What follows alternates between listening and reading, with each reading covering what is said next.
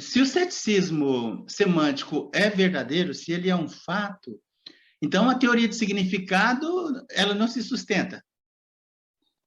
Essa é a conclusão básica que se chega na primeira parte do texto.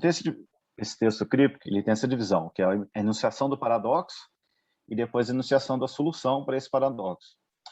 Então, a conclusão que se chega é que essa teoria do significado, se for entendida a partir do conceito de condições de verdade, como eu tinha falado antes, a gente chega iminentemente nesse paradoxo, porque a gente chega com a conclusão de que fatos semânticos simplesmente não existem. Existe uma longa discussão ainda no capítulo sobre a enunciação do paradoxo, sobre os fatos que tenta oferecer para mostrar que a argumentação cética não se sustenta. Ele vai discutir lá fatos sobre disposições, vai tentar ver se significados, fatos semânticos reduzem a fatos sobre disposições, se pode ser algum tipo de estado interno irredutível, ou ele chega até a discutir um realismo platônico à la Frege. Okay. Todos eles, segundo ele, falham. E aí, desculpa. E todos eles falham. É só concluir só.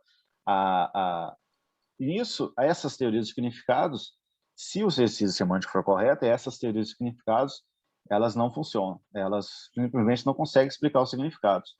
Ok. Vamos falar um pouquinho da teoria dos significados clássica, da teoria clássica. Quais são os pressupostos básicos dela? Bom, os pressupostos básicos, como eu tinha falado de forma bem resumida, ela basicamente que o significado ele é dado a partir das condições de verdade que a gente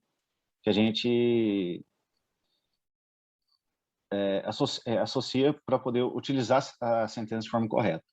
O Kripke, ele chega, veja bem, isso aqui eu vou falar, se alguém que leu tratados lógico-filosóficos, provavelmente bateria em mim que eu vou falar aqui, mas eu estou repetindo, basicamente estou repetindo o que o Kripke fala, aqui é a leitura do Kripke, na verdade o problema do Kripke. O Kripke vai falar lá, assim que ele termina a discussão sobre o paradoxo cético, ele entra na discussão sobre uma possível solução para esse paradoxo.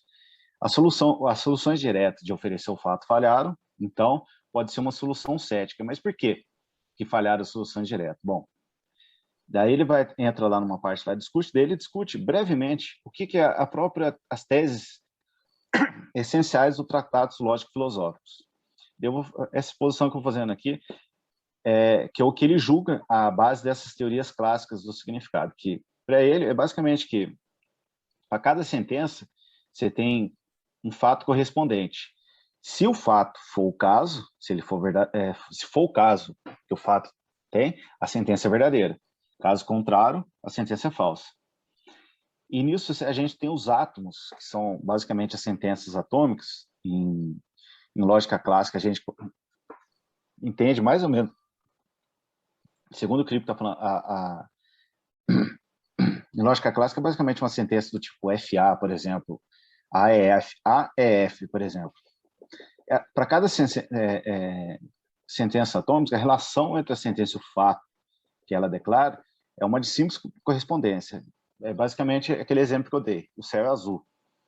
Se ela declara um fato, se esse fato for o caso, de fato é o caso, que o céu é azul, a sentença é verdadeira. Então, existe uma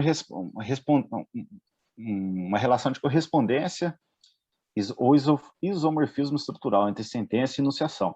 Essa sentença, o que ela tem? Contém nomes, e esses nomes eles correspondem aos objetos organizados no mundo, e a sentença ela própria é um fato.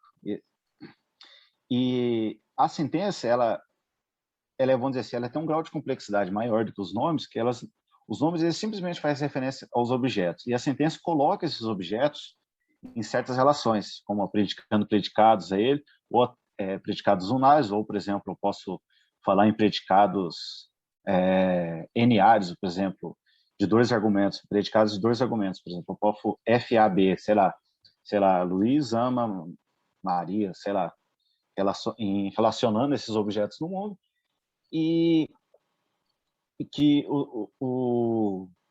essa ideia, então, coloca que a sentença ela tem essa relação de correspondência, por exemplo. Se eu falo que o céu é azul, ou, por exemplo, eu posso falar que o gato está lá ao lado da bola, o fato que torna essa sentença verdadeira é um fato que tem o mesmo isomorfismo estrutural, que eu olho no mundo e falo assim, o gato está ao lado da bola, minha sentença, e tem essa correspondência. E esse fato ele é a condição de verdade para essa sentença. Essa é basicamente a ideia dessas teorias clássicas de significado, que o significado ele é dado sempre no contexto de uma sentença, e a sentença adquire esse significado em virtude da correspondência que ela tem aos fatos, das condições de verdade que torna a sentença verdadeira.